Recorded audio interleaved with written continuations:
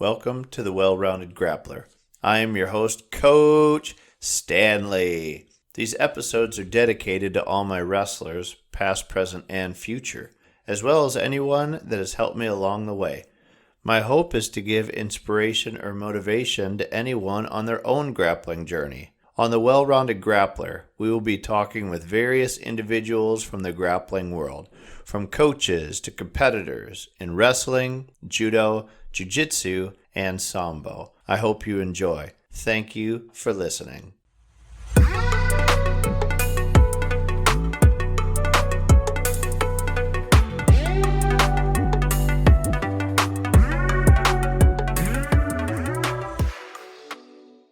Hello, wrestling fans, and welcome back to the Well Rounded Grappler. This is Coach Stanley, bringing to you this interview I had with Carl Adams. Carl Adams was a national champion for Iowa State University. Some of his teammates included the great Dan Gable and the Peterson brothers.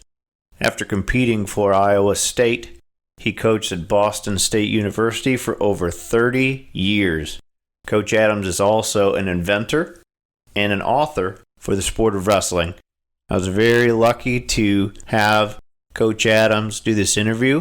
We appreciate his time, and I hope that you enjoy this interview with Carl Adams. Hey, Coach Adams. Thank you so much for joining me today. Thank you. Thanks for having me. So can we start out with just a little introduction of yourself, where you're from, how long you've been involved in wrestling, both as a competitor and a coach? I'm originally from Long Island, New York. Went to Brentwood High School. I'm going to go ahead and say that I had a great wrestling experience in junior high, in high school. I feel like I had a great high school wrestling coach in Joe Campo. I was recruited to Iowa State University and went out on a recruiting trip. Really liked what I saw, and so I ended up signing for a full scholarship to Iowa State University. Little did I know at the time that it was the best college wrestling program in the country, so I feel like I really lucked out in that I ended up at Iowa State at that time. During the time I was at Iowa State, the team won 3 NCAA tournaments, and in the year that we didn't win, which was my junior year in college, we finished second. I had the great fortune of being on the same team as Dan Gable, who most would consider one of the most well-known wrestlers/coaches, wrestling coaches in the history of this country. I also had teammates such as Ben Peterson, who was an Olympic champion, Chris Taylor, who was an Olympian, and during my time at Iowa State, there were 6 of us that won at least 2 NCAA titles during our time at Iowa State.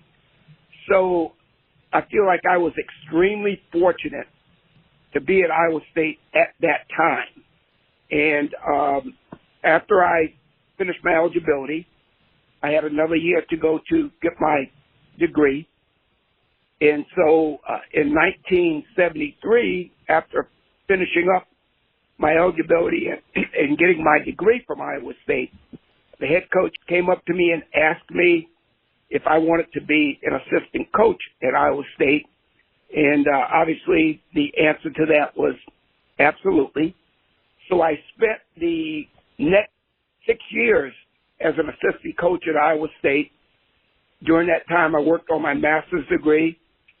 I authored 2 instructional wrestling books, invented the first mechanical training device, the Atom takedown machine, during that time as well. In 1979, the head coaching position opened up at Rhode Island University, and so I was hired as the head coach there. I was 27 years old at the time, so I was there for 2 seasons. In my second season, they decided that they were going to discontinue wrestling. And so the fix was pretty much in on that, because my first year there, We won the conference. I was Rookie College Coach of the Year, and we had an All-American. And so at the end of my first year there, they decided that they would give us one more year. But after my second year at Rhode Island University, the plan was to discontinue wrestling. So during my second year, we won the conference again. I was the conference coach of the year after that season. And also near the end of that season, I got a call from Boston University. And they brought me up for an interview. And before the interview was over, the athletic director told me that if I wanted the job, I had it. So I spent the next 35 years at Boston University. So anyway, my time as a assistant and head coach was a total of 41 years. My first organized wrestling experience was as a seventh grader. So that makes it almost 57 years that I've been involved in the sport. I'm still involved in the sport. In fact, my youngest son, Tony, who played football at NC State, was on the Patriots 2018 Super Bowl team, so he has a Super Bowl ring. But his high school, Palisades High School, which is a brand new high school, hired him as the head wrestling coach. He never wrestles, and he never coached wrestling. So guess who's his volunteer assistant coach? Of course, Me. you. So I'm still involved with the sport of wrestling. But I must say it's been a total blast. It is great working with kids that have never wrestled before, brand new kids, and working, at the high school level. Right now, what I do is I run a company. We manufacture training equipment for wrestling, mixed martial arts, and of late we've gotten a little bit into designing football equipment. And so that's what I do now. Yeah, that's awesome. That's a good life. That's a long time to be dedicated to a sport. You and I both know that it's awesome to be involved in something like wrestling because it really does change lives. It really does help shape young men and women for the workforce in the future. Yeah, I can't get enough of it, and I'm hoping that I continue and coach and be involved for many, many, many years. Well, there's absolutely no question about that. My experience in the sport tells me that there's no better activity than wrestling that teaches you how to compete in the game of life. It prepares you in so many ways. So I agree with you wholeheartedly there. And as far as I'm concerned, my life has pretty much been defined by my involvement in wrestling, which I don't have a problem with because my family has been involved in many ways, and it's been a lot of fun. I've got to travel all over the world through my involvement in the sport, and I've had an opportunity to meet so many amazing people that are also involved in the sport, and amazing people that are not so involved in the sport. But it's all been because of my connection with the sport of wrestling. Yeah, that's great. That's great. Who originally introduced you to wrestling? Probably my dad. My dad took me to a professional wrestling competition at Madison Square Garden when I was 7 years old. So after that event, I was totally hooked on this thing called wrestling. I didn't know professional wrestling from what high school wrestling was or college wrestling was. But I do know that I kind of liked everything about it. So when I reached seventh grade, they had organized wrestling at the junior high school. And I happened to have a very good junior high school coach. So obviously I went out for the team. I played football in the fall, I wrestled in the winter, and played lacrosse in the spring. So I was a three-sport athlete starting in 7th grade. So that's how I got involved in wrestling. And I continued the wrestling in 7th, 8th, and 9th grade, 10th, 11th, and 12th, then on through college, and then post-college. So I've been involved nonstop. So how long did it take before you realized that wrestling was your sport, that you were a standout athlete in wrestling? Well, I think a lot of the way that I felt came from the way that I was raised. My dad, although he only had a 4th grade education, he was a leader. He started his own businesses, had people working for him. And so being around him and also having coaches that cared so much for their athletes, for me, being involved and knowing how good I would be in the sport of wrestling, it was almost like it was a byproduct of my relationships with my coaches, my dad, and my family. So the attitude was, you're supposed to win. Sure. And so that was the attitude I had from day one, and it never left. An attitude that the goal was to be the best at whatever you did. And so that was my approach to life, wrestling, and whatever I did to get ahead in life. When did you win the state title? Just your senior year? Yeah, just my senior year. I was a 3-time sectional champion. You know, New York is a big, tough wrestling state, about 500 schools. I made it to the state my sophomore and junior year. In fact, my junior and senior year, I was the MVP in the sectional tournament, which was the final qualifying tournament for the state meet. And my older brother, Ed, was the MVP my sophomore year. So I have 2 brothers that wrestled as well. Both of them were junior college national champions. So it kind of ran in the family, the way that we approached athletics and just life in general. And what was different your senior year? What changed? Oh, my senior year, the summer of my junior year, I actually had a chance to be on the junior Olympic team. There was a series of tournaments in our area, and my high school coach kept taking me to these tournaments. And I didn't really understand what the end product was going to look like, but I kept winning, and I qualified for the final training camp that was to be held in the Great Lakes Naval Base in Chicago, Illinois. So they got me out there. We had a training camp for 2 weeks, so I made the junior Olympic team.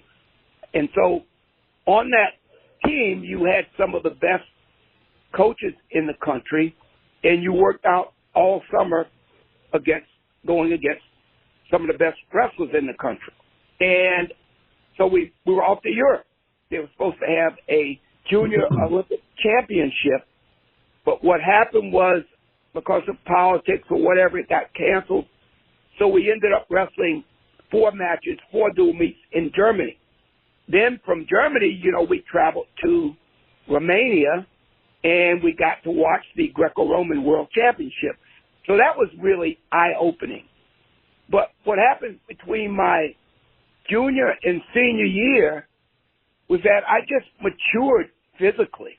And by the time I was a senior in high school, this is at 16, going on 17 years old, I was a full-blown man. Every way you could slice it. I was very strong. One of my main assets was speed. I was very quick, and I was highly motivated. In New York, if you lose a match, you're out of the tournament. This is, before you get to the semis. Mm-hmm. You're out of the tournament. So in my junior year, I met the eventual state champion, Randy Payne. Now, he was a great, great wrestler. And I think we had a 1-point match. And he won. He won the state title. And then my senior year, I, won every match during the season, won every tournament. In fact, in high school, from 9th through 12th grade, I never lost a dual meet. I got bumped in a few tournaments, but I'd never lost a dual meet from ninth through 12th grade. So I was on that track. But, you know, you run into some rough customers now and then again, and then you get bumped. By the time I was a senior in high school, I had matured so much physically. And then the trip to Europe over the summer of my junior year was the icing on the cake. To make the team, you had to beat the best wrestlers in the country to make the team. So that just let me know that I shouldn't lose. Absolutely. And that's where I was. That's neat. And then what made you decide on Iowa State? You know, they flew me out for a visit, for a recruiting trip. I met my roommate-to-be, Bill Parker. And, you know, we both decided at that time that we would attend Iowa State. He was a very good wrestler. In fact, he was a 3-time All-American at Iowa State. And in his senior year, he was a runner-up at the NCAA tournament. So I met him. I liked Coach Nichols. He kind of reminded me of my high school coach. And I didn't know anything about who Gable was. You know, I just know that I was going to go to college and I was going to wrestle in college and do my best to stay in college. That was my approach. And so, you know, like Oklahoma State had been in contact, Michigan State, and a few other schools. But when I flew out to Iowa State, had a good visit, I made my decision right on the spot.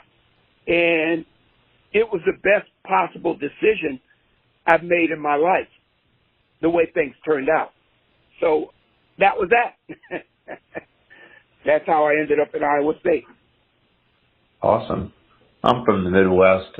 I moved to North Carolina from Illinois a year and a half ago. I follow both of the Iowa programs. I'm more of a Hawkeye fan, but Iowa State really is coming along this year. They're starting to really compete. They got Coach Dresser out there. They got some international guys. They got Brent Metcalf, who was one of my favorite college wrestlers ever. But yeah. I mean, Dresser's done a great job. It's funny because when Dresser was still in college, I took a group of wrestlers to Italy to wrestle in a world level tournament. And Dresser was on that team. So we go back a long ways. It was the All-American national team. You know, those were wrestlers who had done well at the NCAA tournament in the NWCA, the National Wrestling Coaches Association, put together a team that would be the international team. And so I got to be a coach and team leader of that team for 2 years. And so Kevin was one of the wrestlers on that team. Kevin, Royce Algers, Rico Ciparelli was one of them. We had some kids from Penn State, Ken Turtow, Jim Martin, you know, guys like that. So those were two fun trips, but Kevin was one of the wrestlers on that trip. So we go back a long ways. That's awesome. In fact, we had the training camp at Boston University. It was a 2-week training camp. You were the coach for that team? Yeah. Mm-hmm. That's awesome.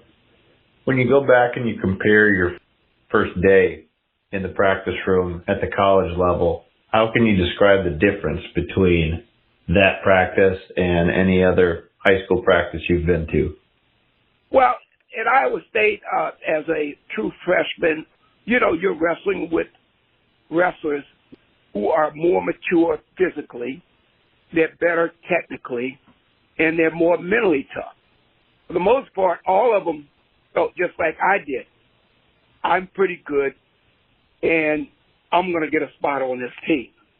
But the key was that my feeling was that, and this is not even to be cocky, but this is just the way I felt. I'm making the team. Someone's giving up a spot.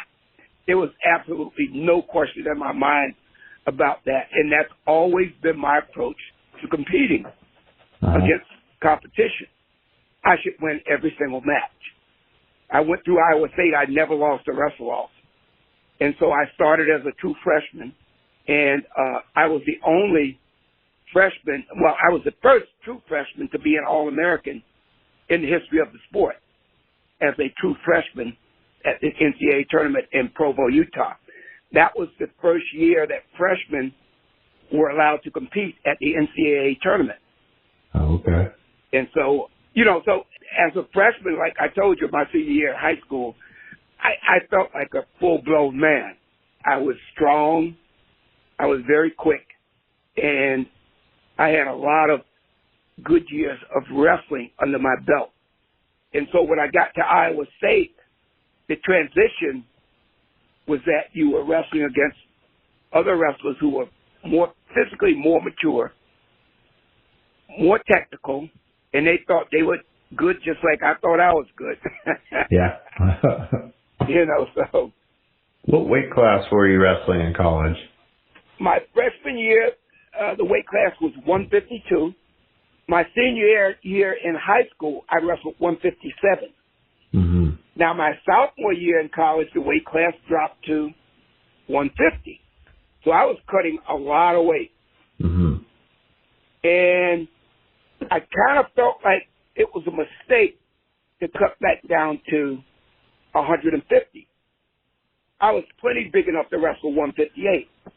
However, the team at Iowa State was so strong with me at 50, Dave Martin at 58, Jason Smith at 67, Chuck Jean at 77, Ben Peterson at 190, and I forget who the heavyweight was, but we were really solid. So, and everyone was cutting a lot of weight, even Jason Smith and Dave Martin.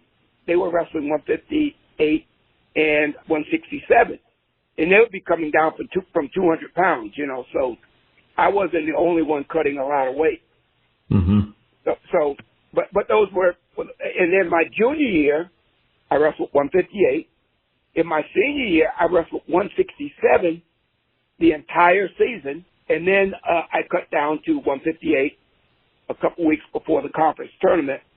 And then Keith Avens, who was at 158, went back up to 167. So we switched weight classes because he was really cutting. Mm-hmm. And I was at 167. I was just sick and tired of cutting a whole lot of weight. Yeah, and we've all been there. 7, I didn't lose a match. But my weight was down so low near the end of the season, I asked Keith if he wanted to change weight. And he went back up to 167. I went to 58. He took a second at the national tournament at 167, and I won it at 158. That was the deal with the weight cutting. What was the difference to you that you won the national title? What was the difference? Yeah, the difference in your mindset, the difference in your workouts, just what was different? You said that you had gone and been an All-American. It wasn't a whole lot of difference. Here's the thing. I was fifth as a true freshman. My sophomore year in college, I was 17-0-1. I hadn't lost a match. I tied Mike Grant, who was the defending national champ. I tied him in the duel, and then I beat him in the Big 8 finals. The issue there was that I lost in the quarterfinals of the NCAA tournament, and at that time, if you lose before the semis, you were out of the tournament, so I couldn't even place. The guys that were first and second at the NCAA tournament, Mike Grant and Bob Ferraro, I had beaten both of them.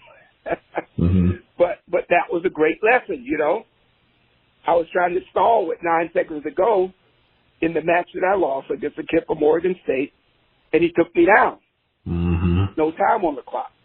So the lesson was don't try to stall with 9 seconds to go. Yeah, right. And so my junior and senior year, I won. I won my score in the finals. My junior year was 18-5. And then my senior year, I wrestled Stan Devick, who was a defending national champ. So you had 2 defending national champs going at it in the NCAA finals. And I beat him by a score of 7-4. I got all the takedowns. He got all the escapes. And so that was my situation with the college wrestling, so, and the weight cutting stuff. Let's talk about Gable a little bit. How can you describe the first time that you met Dan Gable? Well, the first time I met Dan, first of all, when I arrived at Iowa State as a freshman, we started practices the first week of practice.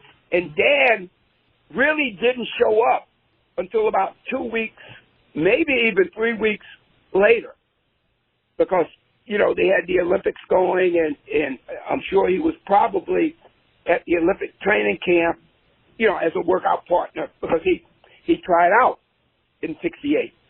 He met Bobby Douglas in the finals, and Bobby Douglas beat him out for the team.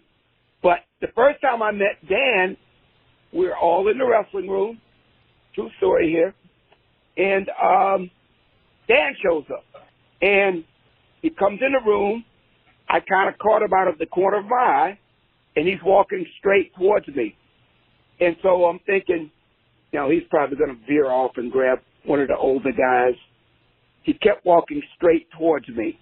And so he gets right in front of me, and he goes, "You want to go?" So I did you know who it was at the time? Yeah, I sort of figured that was the Dan Gable. But when I first saw him, I'm like, boy, he doesn't look like anything to write home about. Right. Looks like a little boy, a little boyish face. He didn't look overpowering, but so he came straight towards me. He goes, "You want to go?" And I said, "Sure." So we got up and we went at it. Now, the first couple takedowns, as I remember it, I think I scored on him. And after that, it was all downhill. Yeah. And I say that because Dan would get you so tired, you couldn't do anything. Sure. You couldn't even feel your body parts. Mm-hmm. And as a freshman, I never felt anything like the fire that he brought. And so we probably went for about 10 minutes or so, and excuse my French, but he was kicking my ass. I was tired. Sure. I had never been that tired in my entire life. Wow. But the lesson out of that for me was that, you know what? You got to get in much better shape. Sure. I thought I was in shape.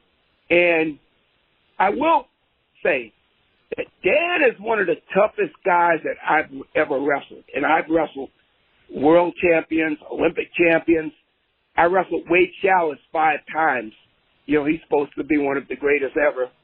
I beat him every time. So, but I never felt anyone in the room, anyone outside of the room that felt like Dan did, that brought the kind of heat that he brought. And I wrestled everyone on the team, all of them, Jason Smith, Chuck Jean, Ben Peterson. Ben and I came in at the same time. And we used to go at it. I even wrestled Ben and his brother John. We were all training for the 1976 Olympic team at a training camp. And I can't remember them ever getting the best of me, to be honest. But Dan was a whole different breed. And he was one weight class below you?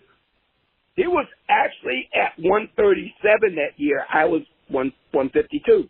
Okay. Now, there were times that we went at it, and we had some really good goes. There were times when Dan, Bobby Douglas, and myself were all going at it against each other in a round robin in the room. Mm-hmm. So if you were at Iowa State at that time, you were always going against partners that were some of the best in the entire world. Mm-hmm. Bobby was there because he was an assistant coach at Iowa State during that time. And we used to train. He was still training to make the 1971 world team. He hurt his knee, so that put him out. Dan made the team and won the world championships. Then Dan made the 72 Olympic team and then won the Olympics. Mm-hmm. And as you know, he didn't have a point scored on him. But all in all, Dan was incredible. And I can't even, compare someone else that I've wrestled to the kind of heat that Dan brought. He was going to get you tired. And no matter how hard you trained, you were not going to out-train him. He was a fanatic.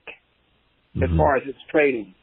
What about his strength or his technique? Because everybody talks about just the relentless pressure and unbelievable conditioning. Well, here's the thing. He wasn't overpowering, and he wasn't super quick. He wasn't even at the top of the line as far as athleticism.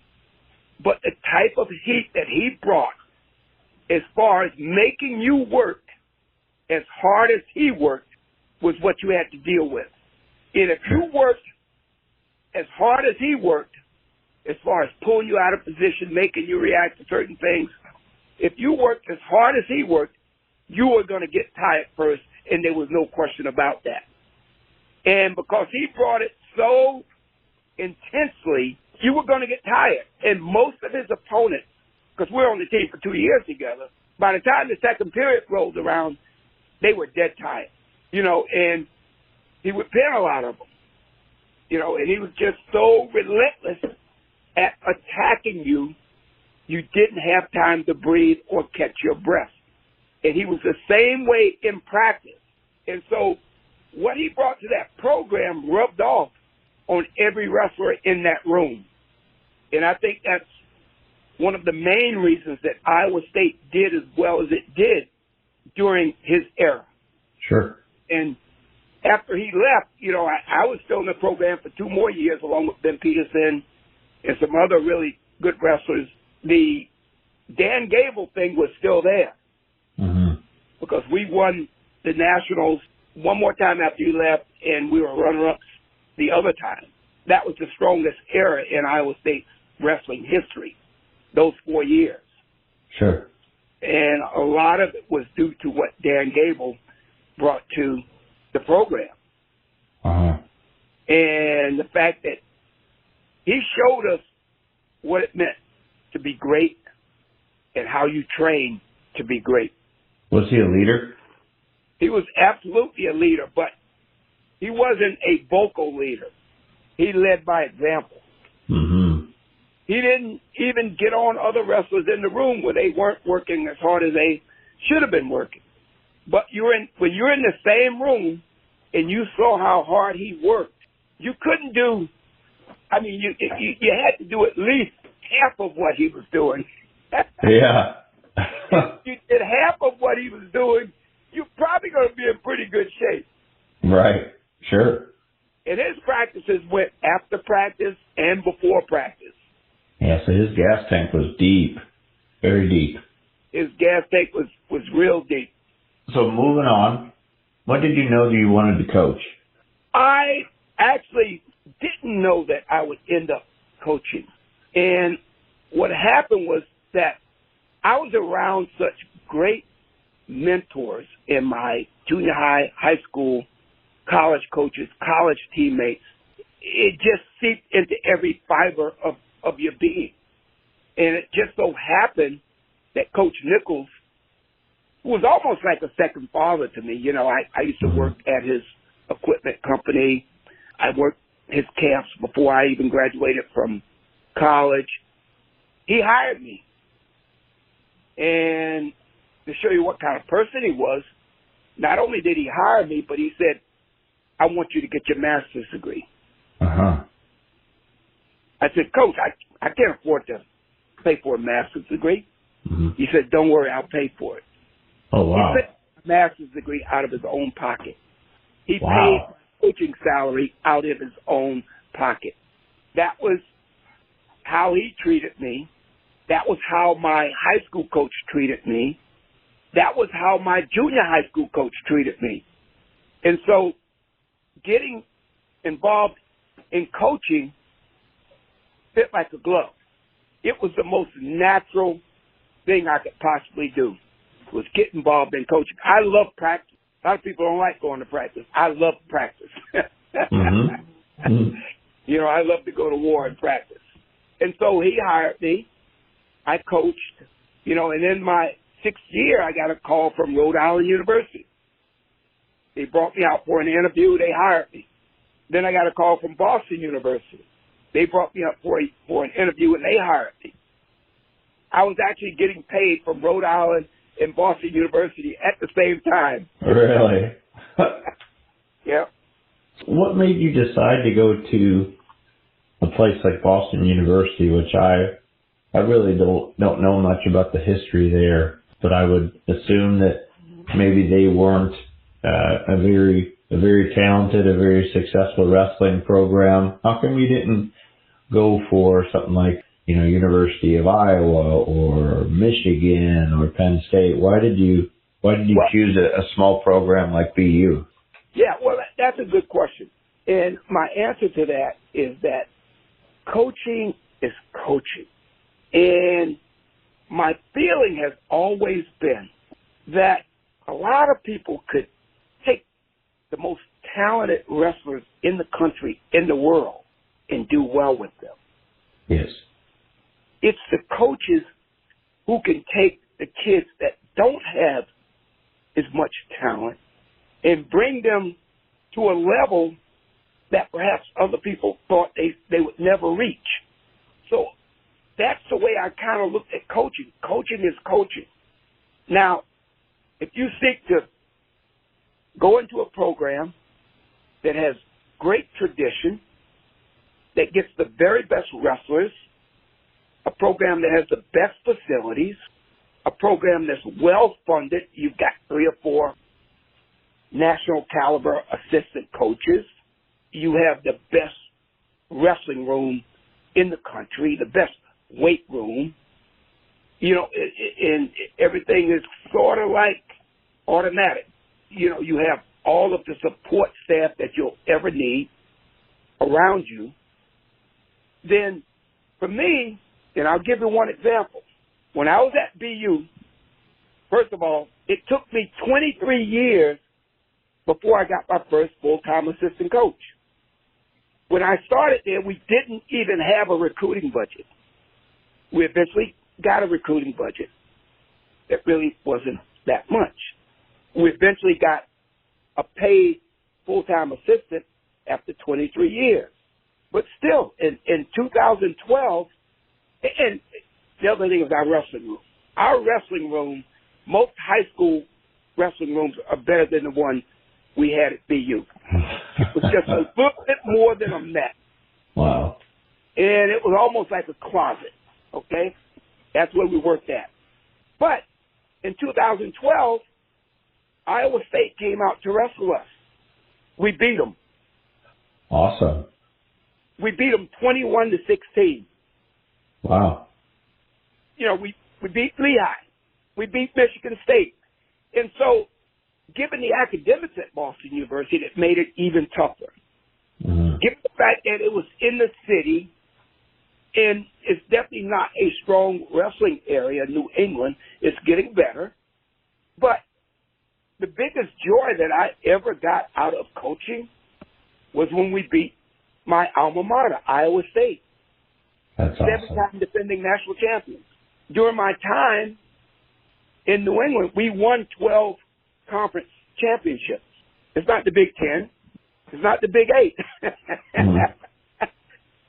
But in our own little thing, we were doing pretty good. We had some of the biggest wrestling camps in the country. Mm-hmm. I had over 20,000 kids come to my camps at Rhode Island and Boston University. Wow. They came from all over the country.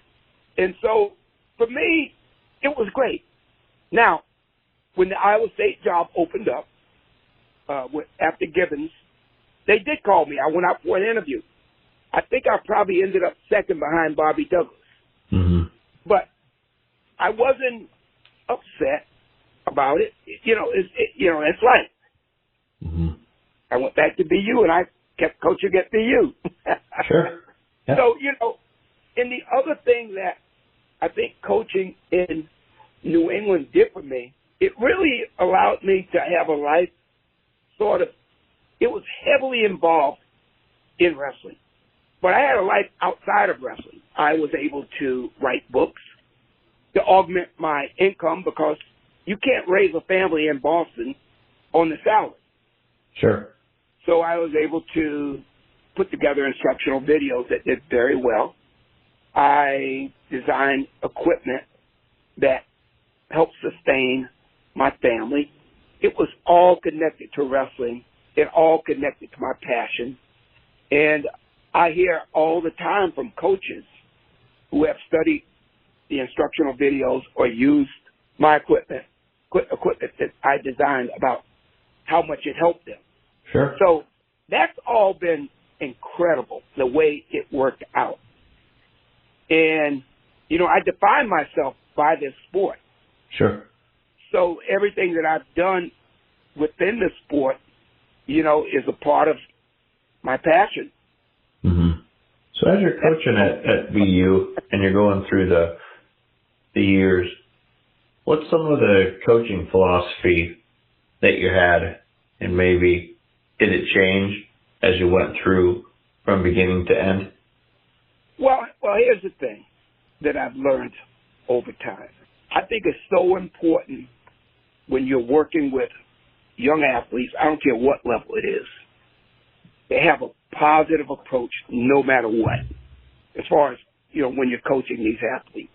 As far as my philosophy is concerned, the ultimate goal of wrestling is to pin your opponent. Mm-hmm. And you should be looking to pin your opponent from any one of the three positions, whether it be neutral, on top, or on the bottom. You're always looking to pin your opponent. Next, if the pin doesn't happen, my very strong philosophy is that you need to be able to dominate your opponent on the feet. There should be no two ways about that. You train so that you can dominate an opponent on the feet. If you can win on the feet and you can get off the bottom, you're going to win 95% of the time. Mm-hmm. And so it pays dividends to spend that time helping your athletes be as good as they can be on the feet. Uh-huh. I don't believe in trading takedowns. Some wrestlers are comfortable with, okay, you got a takedown, but I got two. My attitude is that you give your opponent nothing. He gets no takedowns. And it doesn't always work out that way, but that's a philosophy that I use. Thirdly, it's so important to master the basics. You see a lot of coaches out there now, they see like all of this funk going on. Mm-hmm. And they see this great athlete, he's able to do a certain technique. So a lot of them go rush into that particular skill when they don't even have good fundamentals. Sure. No matter what type of wrestler you are or coach you are, you need to master the fundamentals. And when you're having problems, you don't move away from the fundamentals. You dig deeper into the basics. That's where you find your goal. Mm-hmm. Because the stronger your basics are, the better the positioning of your basics is, the quicker you're going to be. The stronger you're going to be. The better your timing is going to be. And it's going to be much more difficult for your opponent if you have all of those things in place. The positioning, the basics, your stance, your motion, your penetration step. Speaking of that, for any young coach, even college coaches, I would say the two things that you really want to concentrate on mastering is the penetration step and a sprawl. Mm-hmm. If once you master those two skills, it's already a lot more difficult for your opponents to score points on you. Mm-hmm. The penetration step, and it takes time to master that. Some coaches show it at the beginning of practice, and they come back to it every now and then. You should work on penetration step every single day, Mm-hmm. because that's the step that gets you to your opponent and allows you to score, depending on how deep you get and what kind of control you have once you get there. The sprawl. Okay, that's basic. Let's do a few sprawls. No. The sprawl is critical. Mm-hmm. And my approach with a lot of my teams over the years was that your opponent never touches your leg. It doesn't mean that you're not aggressive. You're aggressive as hell. But you're always ready to prevent your opponent from getting deep on a shot, getting deep on a single. Because if you can get your legs back, drop your hips, and put yourself in a position where you can counterattack, you're going to be so much better off.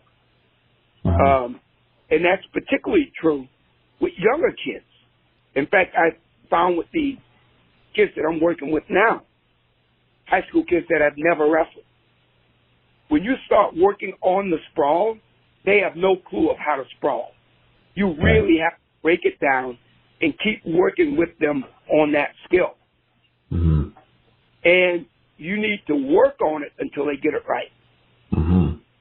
You know, and then you need to then teach them how to counterattack once you prevent your opponent from getting in deep on your legs.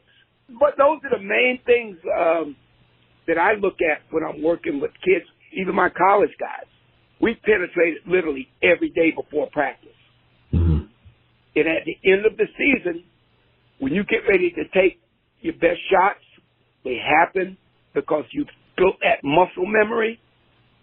You have the most speed you could have. You have the best positioning you could have. And that's coordinated with your setup and the other things that you're doing to help you complete the takedown. So that's a little bit about my philosophy. Mm-hmm. I know that my team has really improved on the defensive aspect, because last year the team's still young. There's not a lot of experience. I'm getting a lot of first-year wrestlers at the high school level. But we've really improved. I've focused on a lot more footwork, a lot of down blocking, a lot of sprawls. And our sprawls and our down blocking have gotten incredibly better. One thing that we need to work on, we get in on the sprawl, we stuff the head, but a lot of my kids will end up going to their hip and end up giving up the takedown. What's something that we could do to work on that? Well, the main thing you have to do is, if an opponent attacks your right leg, you sprawl and move to the left. You always want to square up first. And then once you drop your hips, as you're dropping the hips, you keep the head high and you invert the hips. And what you do to make it more difficult for the offensive guy is you post on both knees, post your hands on both knees to take your legs completely away from his grip. Mm-hmm. And then you're looking to counterattack. Back in, go behind, arm drag, reach around the near thigh on the side that you're rotating to, and you always sprawl and move in a direction away from the side that your opponent is attacking. Mm-hmm. But again, it just takes situation drilling, being put in that position, and then having your wrestler get a grip, and then working from that situation. I appreciate that. Another thing that we've improved on, but still are finding ourselves in bad situations, is I got a couple kids on the team where their offense from the feet is awesome. They're moving up levels, they're taking people down, they're winning matches, but it seems like once they get to the mat, they kind of forget things like keeping their head up, keeping their elbows in, and they just get flung to their back. What's some stuff that you try to work on with that? Because like I said, I mean, either they get taken down or they get reversed, and then all of a sudden, like the basics from the bottom just kind of go away. What would you suggest for there?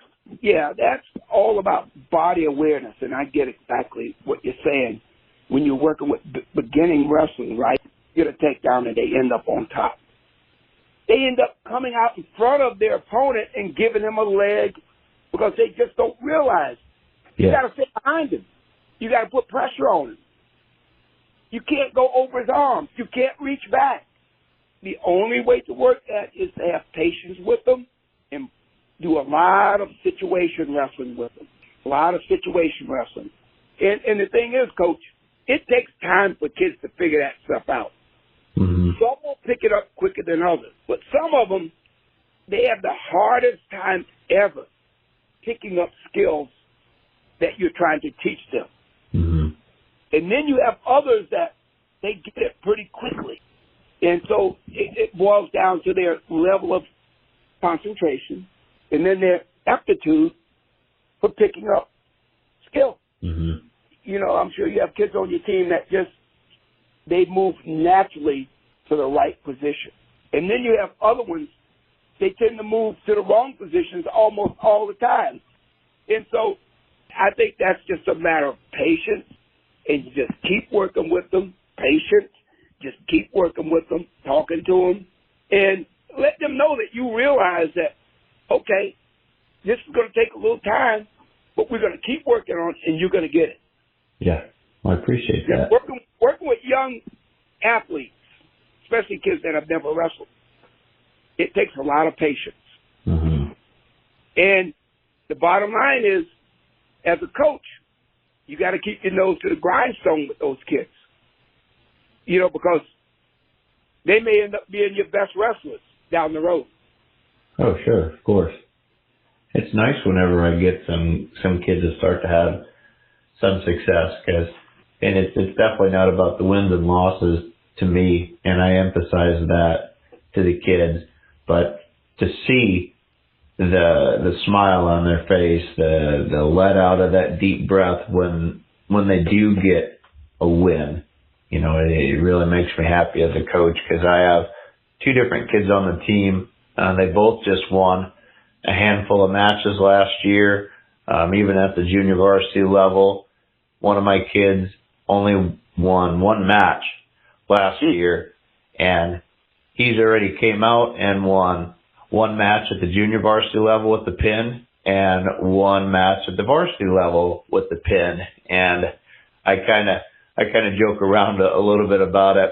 You know, the picture of Kurt Angle after he wins his gold medal, where he's on his knees and he has his hands put up to the air. That's what this kid does every time that he wins a match. It's like he just won the gold medal. But it's, well, here's the thing about our sport. It's not one athlete and 10 teammates, or one athlete and 4 other teammates like basketball. It's you and this other guy. And all the people watching you, they find out exactly what you're made of. Mm-hmm. And so when you win, and you know that you had to dig deep to pull out a win, it feels good. I'm going to give you an example. My son's team, we had a match against the team that finished second in the state last year in North Carolina. Now, he graduated, kids, but they were still second in the state meet last year. This group of first-year wrestlers, never wrestled before, beat them. Oh, nice. There you go. One kid that won, he's running around the mat, and then even after the match was over, I said, you got to cool out. You didn't win the Super Bowl or anything. Yeah. Match. So he's running around like he had won the Super Bowl. He was so excited, and he got his hand raised. Mm-hmm. You know, so but that's a natural feeling of just oneness. Me and this other guy. He doesn't have any teammates. I don't have any teammates. It's me against him. You actually had to beat him yourself. Mm-hmm. And that, I think, the unique part about the sport of wrestling. It's very personal. Very much so. Any sort of combat sport. Yeah. So we kind of have gotten more to the lighter side, the happier side. This will lead right into, do you have a good funny story that you'd like to bring up from your coaching career that always brings a smile to your face? Well, to be honest, I can't really think of a funny story, but what I will tell you, that every day walking into the wrestling room and being able to work with a group of motivated kids is the most fun ever for me. Absolutely. You know, because you know that you're contributing to their growth, and you know that they're open to learning whatever you can give them. So that may not be a funny story, but it's the most fun that I have as a coach in being involved in the sport of wrestling. Now, if I were really, really to think on it, there's been a lot of funny stories over the years. But I can't really put my finger on one or even think about it because I don't really think about what was funny. I just think about how much fun it was to work with these kids. Sure. I think that the team that I have this year is probably the most bought in, the most focused group that I've had, either as a head or an assistant coach. We still have our battles, you know, like I have some kids that just, with this generation a little bit, everything wants to be optional, or, you know, they have a headache so they don't want to come to practice, or, you know, we had a great match last night and they won, and then all of a sudden their stomach hurts today or something like that. So that's kind of a battle.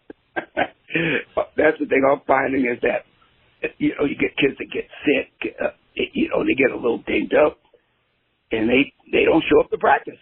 Sure. And talking about funny stories, I got one that happened during this last match that we had that I just thought of. So I have one of my kids out there, and he's one of the better wrestlers in the group. Not the best. He's a football player, never wrestled before, didn't know anything about the sport, so he came out.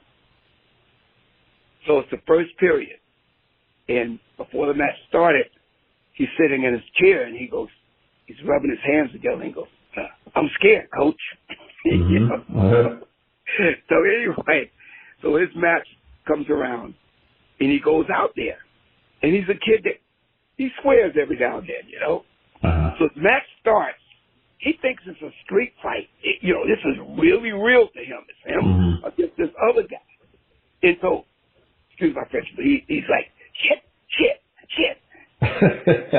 So the ref goes to him, you can't say that. You can't curse. Yeah.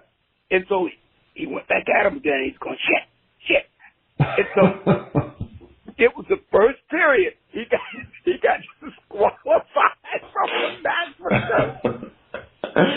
So the ref comes over to the side and he goes, I told him that you can't curse.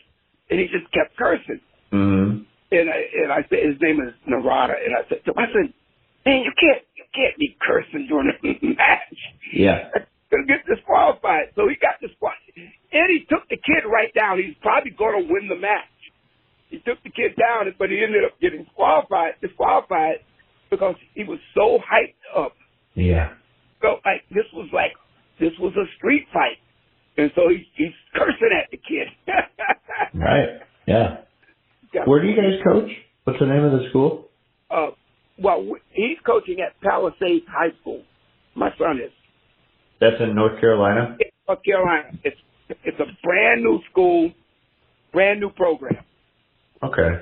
Because I coach in North Carolina too, so I'm south of Charlotte, Sun Valley High School. It's in Indian Trail, which is right by Monroe. Yeah, that's not too far from where I live.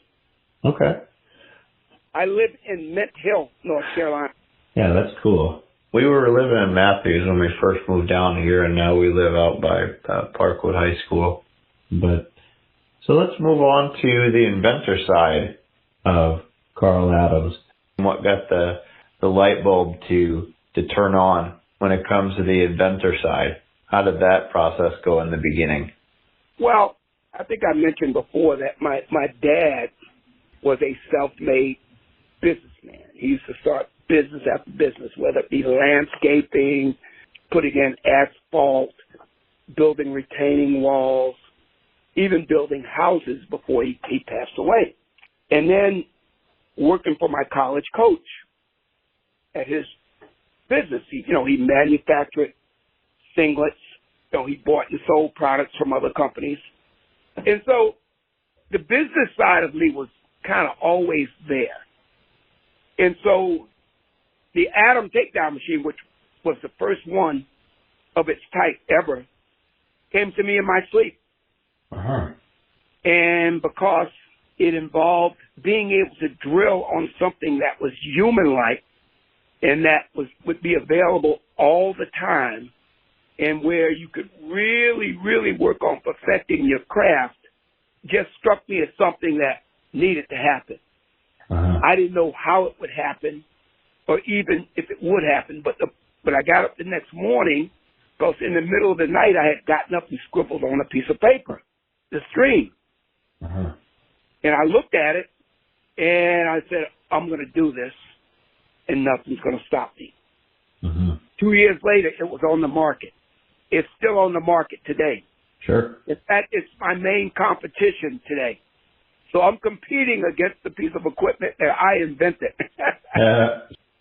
What did the first Adams takedown machine look like? And do you still have that? I have pictures of it, but it hasn't changed much since the original invention. The company has been sold twice. But on my Facebook page, Kevin Dresser at Iowa State, he just posted something, and he has the original Adam in his room, as well as our latest piece of equipment called the Snap and Shoot Elite. He has both of them in his room at Iowa State, and he posted an ad and talked about both pieces of equipment. And it's on my Facebook page right near the top. The original hasn't changed that much, although the ones that we have now have changed a lot. And the one that we have now it's probably the best in the world by far. We really don't have much competition because no one else out there has designed equipment like this. I'm the only one. Sure. Is the Snap and Shoot, is that the one on wheels? Is that the one you're talking about? The one on wheels, you say? No, Yeah. that's Takedown Defender. Okay. That's a piece of equipment. That is very popular. Yeah, no, it looks neat. I like both of them. When was the first time that you sold one of those? How long ago was that? Of which one? The very first one. The first year we put it on the market, Coach Nichols, we sold him the first 10, and then he sold them through his company. In fact, he loaned me the money to build the first prototype. Wow. So we showed him a picture of it. My brother was involved. Showed him, Coach Nichols, a drawing of it. He didn't ask any questions. He just said, go ahead, I'll finance it. So we built the first prototype, and then, from there, the rest is history. Yeah. It was not an easy road. Oh, I'm sure. It took a lot to actually bring that thing to life. What year was that? 1974, I think it was. Oh, wow. Yeah, so you've been around for what would that be, 50 years? Yeah, close to it. Wow. Yeah, that's pretty neat.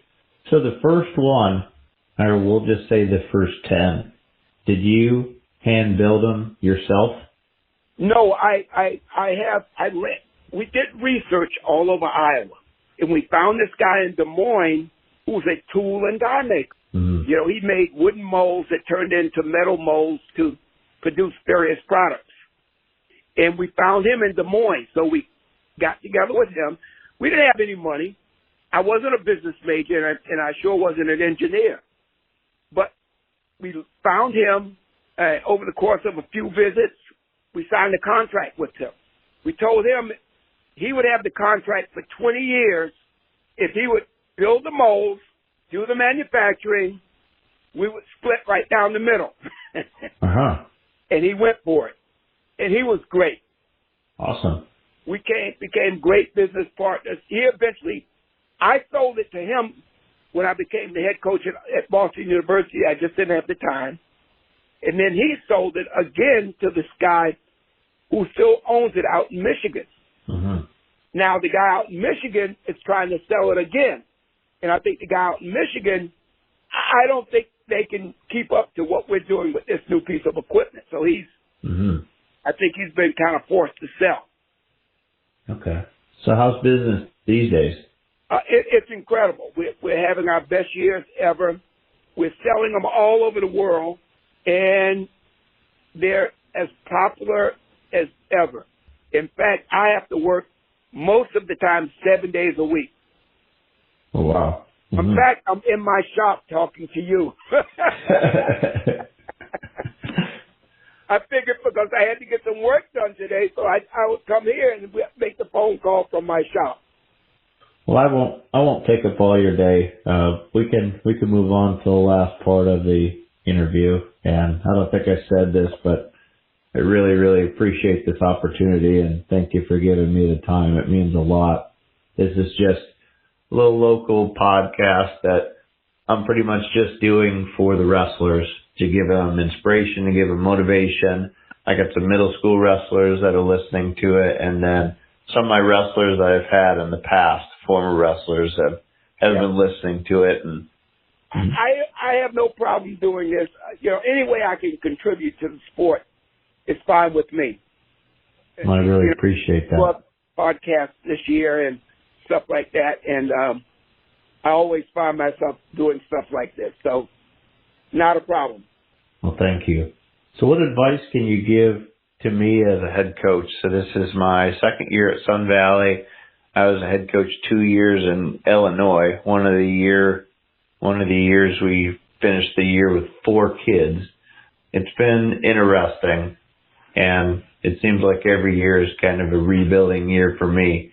So what advice could you give me as a head coach?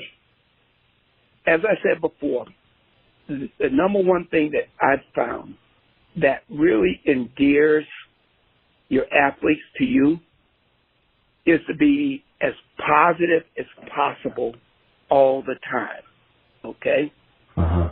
Because I think that builds a level of trust, a level of caring. And trust is a two-way street, and so is respect. Mm-hmm. It's a two-way street. And what I found is that once your athletes realize how much you care about their well-being, and that you hurt when they hurt, and you celebrate when they celebrate, I think that goes a long ways. Mm-hmm. On the wrestling part, I would say continue to master the basics. Because once your kids have a good set of fundamentals, they can figure a lot of stuff out for themselves. And obviously you have to keep teaching them, mm-hmm. but you build onto that foundation. Mm-hmm. You don't start from a position that's advanced and work back down to your foundation. I think that's when everything kind of gets screwed up. Mm-hmm. You always revert to the basic fundamentals. It's like building a house. You don't build it from the ceiling down to the floor. You build it from the floor up. Mm-hmm. I think it's very important to keep an open mind because you never stop learning. Mm-hmm.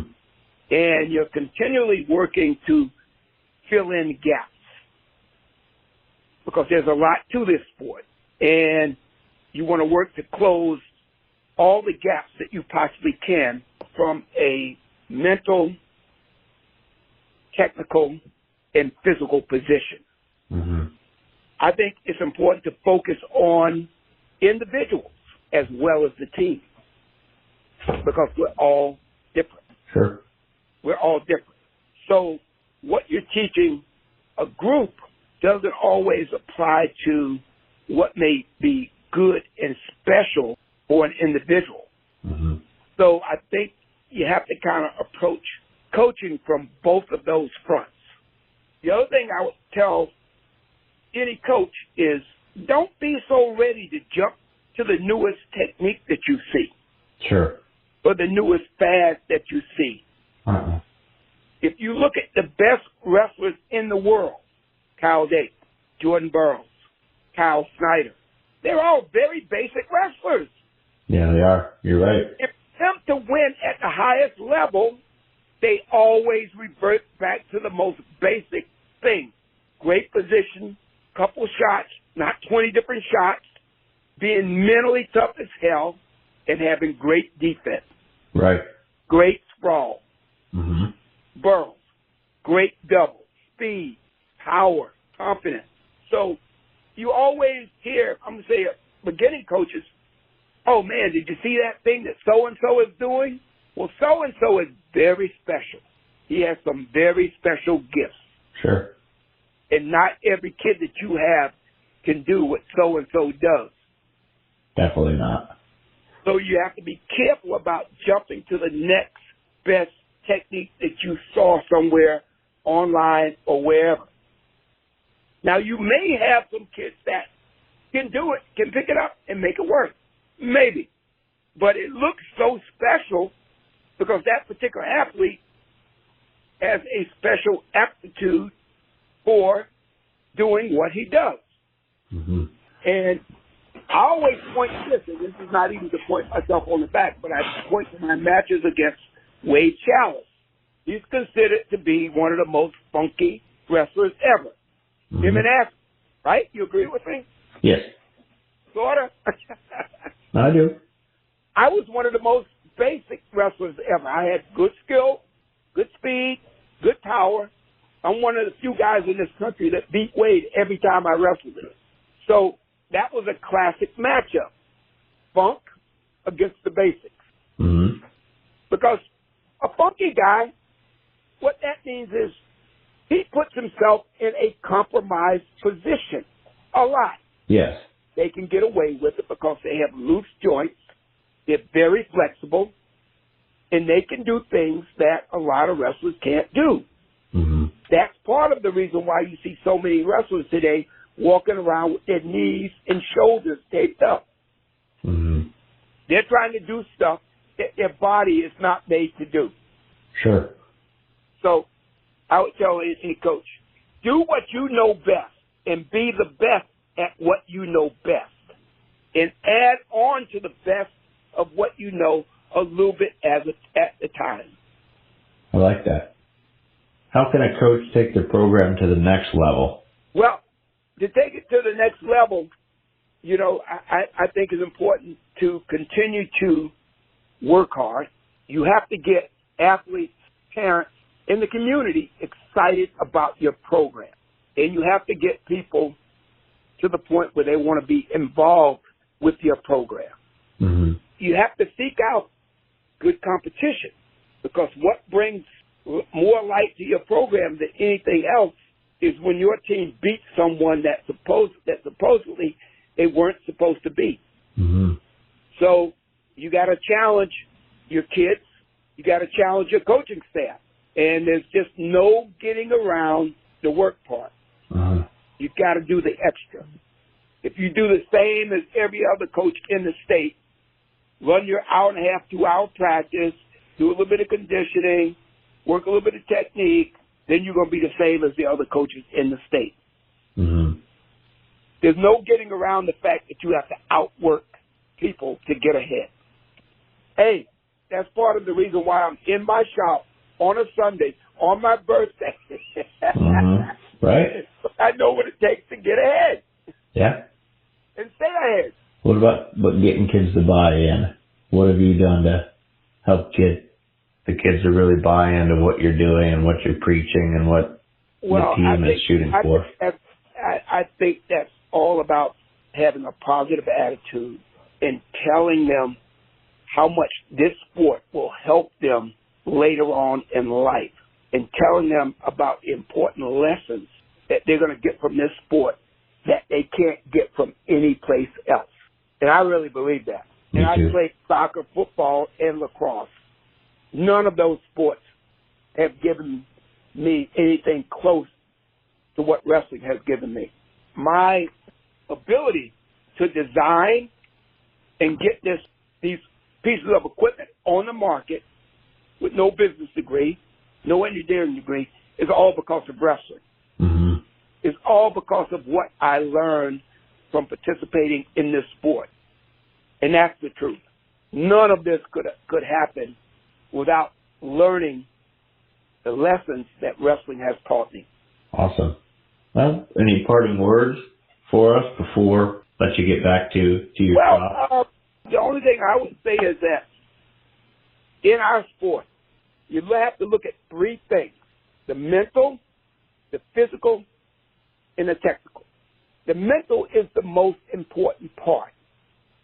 It's the mental that drives the physical and not the reverse. The physical part, you have to be in better shape than anyone you compete against.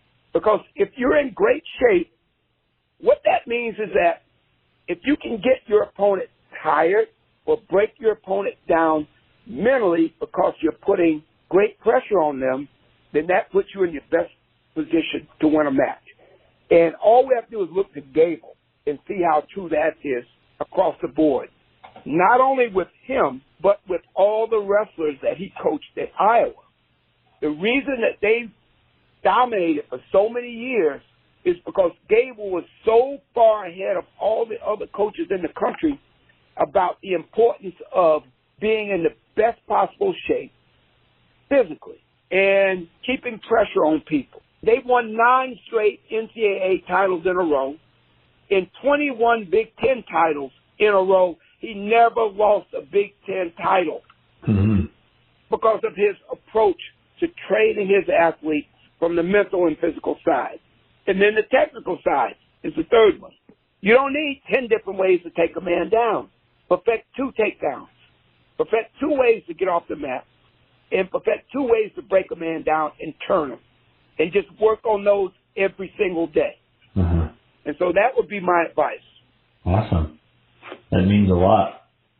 Thank you so much for your time. Good luck with your son's team this year, and good luck with your business. And hopefully we can cross paths at some point. Maybe I'll try to add Palisades to our schedule so then I can actually shake your hand in person. Well, sounds good, and good luck to you guys. I wish you well. Thank you, sir. Hope you have a wonderful day. You too now. Yeah. Bye-bye.